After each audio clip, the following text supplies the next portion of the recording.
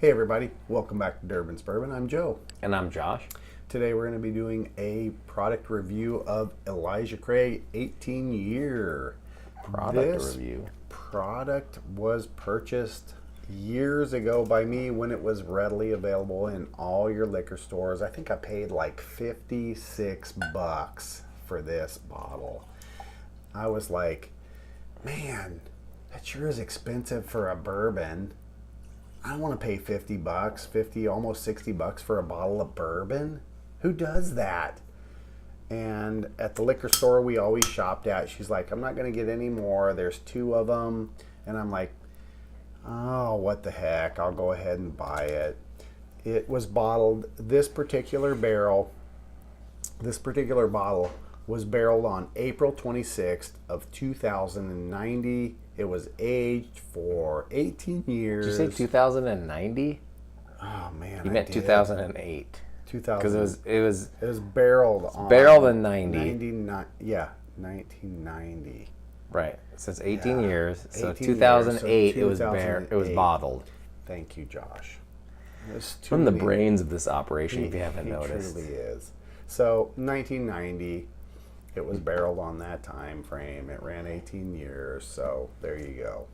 But like you said, the 18-year-old, I mean, I haven't seen it. I think they're just starting to release it again. They are in the last year or two. Yeah, I mean, one of my favorites is Elijah Craig, the 12-year, which doesn't have an age statement anymore. But and I've always wanted to get the 18, and it hasn't even been around at all. So, but they're supposedly, I think they're bringing it back. Yeah, they pulled it off the market because they just didn't have enough supplies to barrel enough 18-year for the consumers, so they stopped. So there was a gap for a few years where there was 0 for 18 years out there, and that was when they were still doing the 12-year barrel proof or the 12-year barrel aged, and then they had some 23-year out there. Yep, and so then they stopped the 18 years, so now the 18's coming back at a higher price. Yeah, it's like $150 or something. $150 for a bottle. What was that? What did you say, 50? $56, and I was complaining about that. I would have bought a whole case of that if I'd have known. Hindsight is 2020. Mm-hmm. I thought back in the day when I bought it, it was incredibly oaky for my palate. Now this is going back several years when I bought it. So I'm kind of curious to see what my palate determines. Because you bought this, he's had this before I even started hanging out with you, which was 5-6 years ago. Yeah, at least. So you've had this that long. So it's been in your time. collection for a long time. Mm-hmm. I don't know. I think I've maybe had one drink of it. We've had it. Yeah, maybe one. A couple. It's just so difficult to get, and I'm not paying $150 for it. No. It's just not worth it, in my opinion, at that point. So, do a little nosing. Yeah. Super oaky. Glencairn glass that's etched for Durbin's Bourbon. Thank you, Sarah, my daughter. It was a Father's Day gift. Very cool. It's dark. It has that. It's been in the barrel for 18 years, so it has a nice dark color to it. On the nose, I'm getting a strong oak characteristic. And that barrel, vanilla.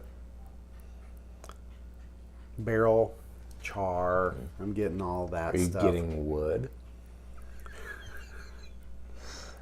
I said that earlier and he didn't catch it. I didn't pick up on it. I totally should have just dove on that, but it would have been. That was so bad. Yeah, there's some wood characteristics, oak, tannins, leather. Ooh, leather's good. Caramel. A little bit of alcohol content. What's the proof? Running 45%. So it's 45. 90. Yeah, 45% ABV or 90 proof.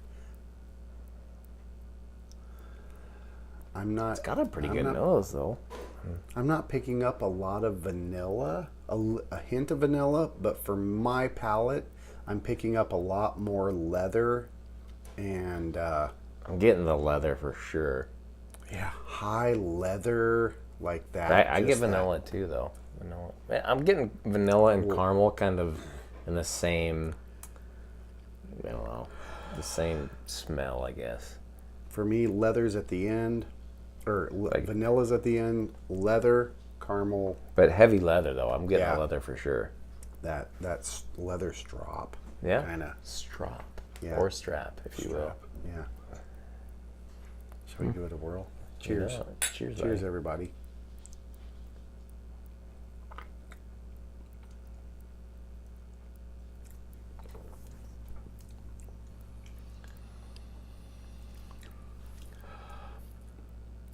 I'm getting a lot of leather on the palate. A lot of leather on the palate. Weird. That's very dominant leather and barrel char. And again, I'm getting vanilla at the end. It's very subtle. Mm-hmm. I would say not a potent vanilla at all, but like Right. a little bit of vanilla. Mm-hmm. But that leather, man, that's heavy. It is very leather forward. So this particular bottle, and it's several years old, is a very leather forward, vanilla subdued in the back bourbon for my palate. But that's crazy how heavy that leather taste is. And I I remember. don't think I've had that with any bourbon. I mean, I get like a hint of leather. Right, but this or is it's a little bit really This is prominent. It's almost weird. almost overpowering leather.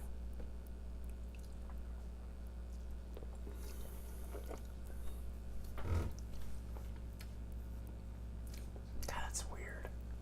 Yeah, I like it though. It's a dominant, strong, bodied, a very strong bodied bourbon. Mid palate. Yeah, mid palate, right in the middle as you're bringing it through.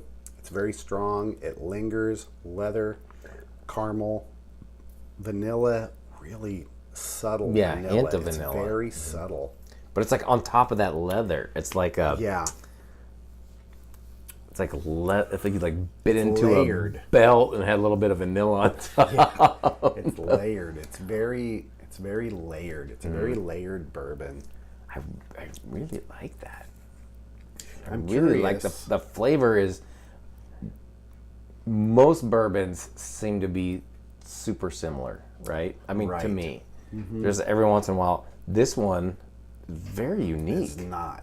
It is Very it is unique, and it's good. Different. It's different. Different's a great. Yeah, that's a. But like I said, I'm a big fan of the Elijah Craig, the 12-year. Well, now it's not 12-year like we said before, but You are the Elijah Craig it doesn't family. I feel like it doesn't have any of the same characteristics. But I'm As sure a it's 12-year. No. Like, I have a 12-year behind us, and Yeah. we've tasted it, and we've drank some and enjoyed it. I do not get the same characteristic. And granted, the 12-year I have behind me is a newer bottle. I bought it in Right, the last this is- 3 months. This is 4 years, 5 years old. It's Man, I feel like this different. is.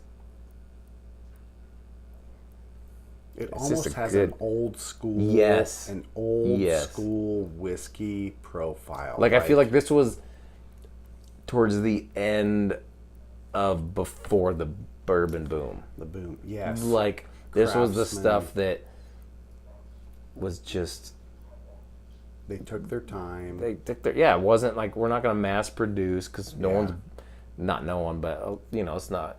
A lot of people aren't buying it. Right. We'll put out an 18-year. We like it. Yeah. Whoever they Right. like it, so they're like, well, people that enjoy bourbon will like it. I really like it. Yeah, it's unique.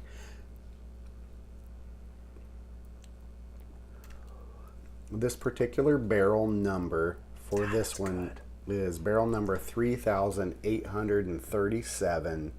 So if any of you out there have this particular bottle from that barrel group, because they got several bottles out of it, I'm curious to see if you get the same characteristics we're getting out of it, because it is an older bottle. older age. And it was back before the boom really took off and started getting crazy. Yeah, 2008. I mean, that's when it was bottled. Yeah, we're dealing with That's 10 years. 10 years ago. So back in that time frame, all your Pappies were just sitting on the shelf. Can you imagine? Yeah, walking just into going a like, store. oh look, Pappy 23. Well, that's kind of pricey. Yeah, I'm not gonna buy I that. just got paid. I'll pick it up. Yeah, and I remember talking to one of our liquor store managers. Back in that time, he said he would have 4, 5, 6 deep of your 15, 20, and 23. Oh my God. You just walk in, and he's like, they sat there until that one guy came in, or gal, and said, ooh, I know the value of this, and I know the quality, and they would buy 3 or 4 at a time. So it's just, what are you going to do? Yeah, well, I wish I would have got into it a little sooner. As it sits and opens up, I'm getting some more vanilla. A little bit more vanilla. I really like that. Let's grab our water and see what we get with a little bit of Stop water. bossing me around, jeez. Water boy. Bobby Boucher. There you go. I'm a little curious to see if water does anything. I bet it's gonna make it. You're gonna get way more vanilla once the water gets in there. I'm curious. 1 drop, 2 drop, 3 drops. 3 drops of water. 1 drop, 2 drop, 3 drop. We'll spin it, roll it around, see what we get out of it. I know it seems silly for adding drops of water, but a small amount is where you want to start and then grow from there, because you can't take water out. You can only add it. So a little bit is way easier to deal with. Trouble with the straw here. Josh is having a little trouble. You just gotta put your finger on the end of it, bro. Do I just do this? Do I just tap the side? That's not gonna do it. And we're using limestone mixing water out of Kentucky.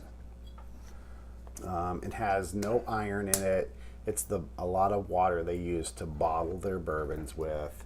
And that's all. You can use regular distilled water. It's just fine. You don't want to use your tap water because it has chemicals and stuff in it. And you never know, your tap water might be like our tap water. Our tap water here in our state is very high, hard. It's a very hard water. So it imparts a lot of that. It's just a really hard chlorine and stuff, don't we? Yeah. So no I try not fluoride to though. add I know they don't put fluoride because don't. everyone's teeth are rotten now. Right. So if you can use distilled, or you can order it from Amazon.